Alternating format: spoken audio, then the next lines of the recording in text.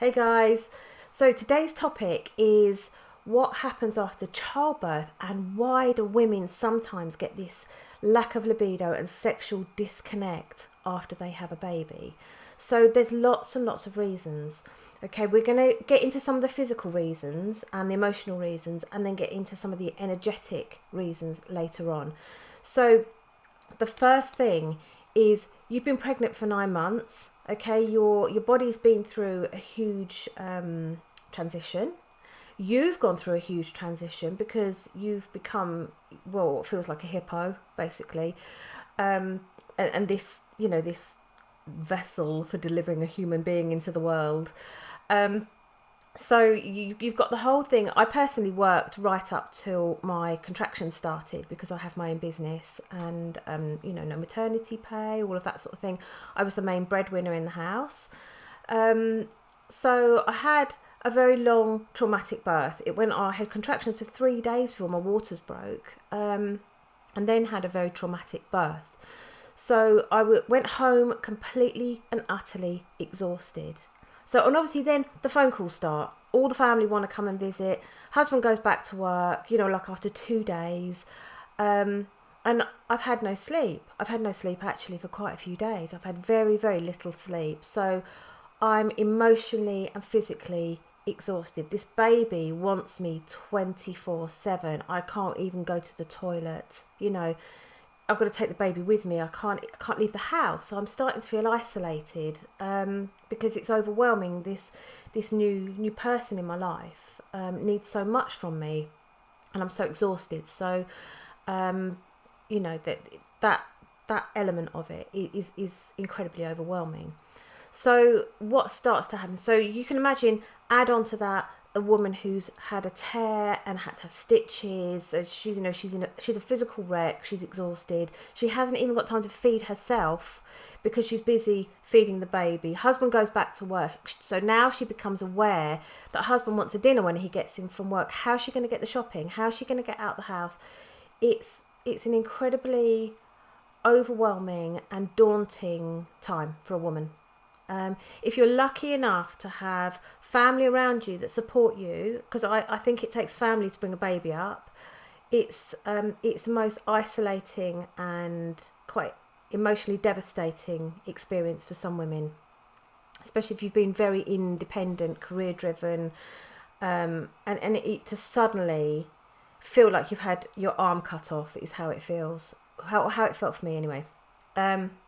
Obviously, I adored my daughter, absolutely adored her, but I couldn't just do anything. I couldn't just go to the shops. I couldn't just do anything. In fact, it took me quite a few days to venture out of the house. And the first time that I tried, there was so much stuff I had to take with me that I actually just cried and went back indoors because it was just all too much.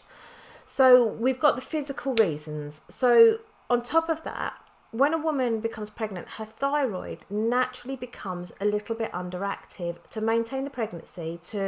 It's to suppress the immune system so we don't reject the baby.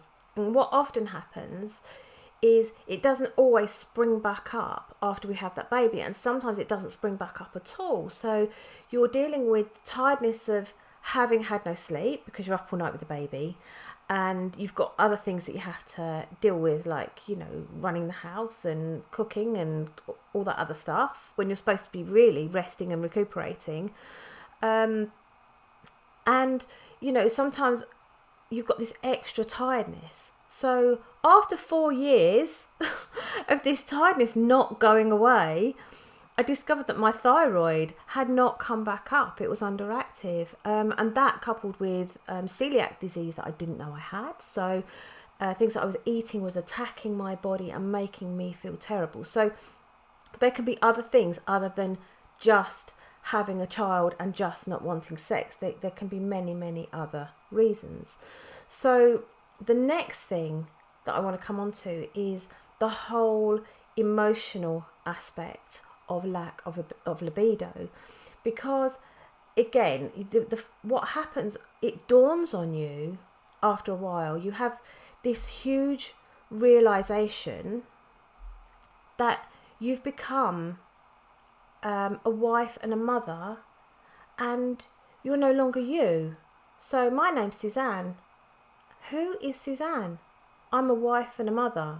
I'm not Suzanne. I'm not me anymore. I'm not a free spirit. I'm not, where is the essence of this person gone? I've become this thing that I've been really kind of trained my whole life for. So as a little girl, I was given dollies to play with and, pink clothes and made to look pretty and, sold this whole idea that I was going to grow up and become this mummy and have this perfect family, and I was going to fall into this role. So when I grew up into an adult, into a very imperfect relationship and had a child, that didn't feel very perfect to me. It felt very isolating, very exhausting, and I felt like I started to lose a piece of myself bit by bit by bit. I was starting to lose who I was.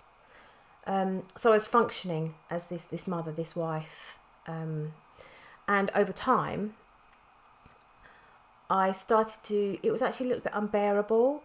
So because we absorb ourselves into this role, we start to disconnect with ourselves, because ourself, the person inside, our spirit, our free spirit, the person who we are, actually dies a little bit. In my case, quite a lot. And we just embody this role. So we lose ourselves, basically. And it's a little bit unbearable. So what happens is we start to detach. We start to detach from our body. And we have this emotional detach, because we're kind of on this robotic mode. And, you see the same thing with people with very fast-paced careers. They're in the head and they're not in their body. And the same thing happens with mums. So because we're in this fast-paced mummy life, especially those mums who have careers as well, it's a really, really huge job. And I can tell you, going back to work was a rest for me. And I used to work 12-hour days. So, being baby mum and wife and housekeeper was a lot harder than being at work 12 hours a day. So so we end up with this emotional disconnect. But what happens is we get some sort of numbness in our body. So when we get this emotional disconnect, we get an energetic disconnect, and nothing's flowing properly. So with this, the energy, the sexual energy that we need, it isn't linked, it's not flowing, because we've detached from our bodies. So we're in our heads and we're not in our bodies, we've detached. And this causes, it just causes numbness, and we're going through the motions where we might be having sex, but we're not actually really feeling it. We're going through the motions, we're getting it over and done with, and we're wishing it was over quickly, so that we could just go to sleep, because we were absolutely exhausted. So the other thing that can happen is sometimes women, they never orgasm, they never enjoy sex, and that is because they've got armouring in the yoni, which can happen from a very, very young age. So it could be in the pelvic basin. We carry grief, shame, anger, all sorts of things can manifest in this area, and they cause energetic blocks and numbness. So unless we come out of numbness, unless we get back out of our heads and into our bodies, we're not going to be those sexual beings that we were before, because we've emotionally detached and we've become numb. So I talk a lot in some of my other videos about getting out of your head and into your body and reconnecting with yourself. And you need to do that to be present in your body, be present in your life, and start to awaken everything again. Now, I work with somatic practices which wake up the sexual energy, and we start to connect more deeply with ourselves. So there's lots and lots and lots. I mean, we could talk about this all day, because there could be, some people respond to talking therapy, some people talk, there's lots and lots of reasons. But for me, Loss of identity was a huge one. Honestly, resentment of my husband for not helping me enough, really, for, still expecting to just go to work, come home, have a meal ready, but I was still going to work, coming home, doing child stuff, feeding the family. All of those extra things were down to me.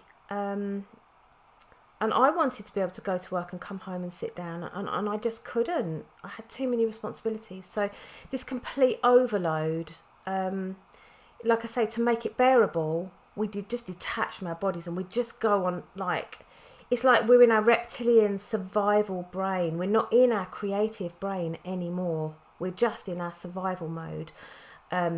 So the only way out of that is to, like I say, we need to come out of numbness and get into both sides of our brains, and we don't want to just be in our reptilian survival brain, because it's all it's involved in is, eat, sleep, reproduction, not a lot else, and that's not working properly because we've disconnected so much that we don't even want to reproduce. So that's a very, very short and not as in-depth as I could go into some of the reasons why women disconnect sexually and don't want to engage in those things anymore. So we are remember, we're beings, we're people, we're not just a wife and a mother. We are ourselves, we're our soul, we are who we are. And never lose your identity. We have hopes and dreams and things that we want to fulfill, and we need self-love, and we need rest, and we need to honour those things. And if we don't do those things, if we don't give ourselves that time and self-love and nurturing that we give everybody else, we lose ourselves into dying a little bit every day. So it's very, very, very important that you find time for yourselves and you reconnect with yourself, and try and find ways to honour yourself as a person, and just don't lose yourself. Try and find ways, and try and for your partners to understand that you're not their mummy. You're their wife, you're their partner. Their mummy went out of their life a while ago, and they engaged with a wife. Your wife isn't your mummy. You don't need a man-child. You already have a child. You need a union, a strong bond, a family to bring up a child. It's not a one-woman job. It takes a family. It takes grandparents, it takes parents, it takes a father. This is a whole being we're talking about, nourishing a child's soul, but also nourishing each other's souls, and, having space and time to recharge your batteries and be able to think straight, really. So have an amazing day, and I look forward to speaking to you all again soon.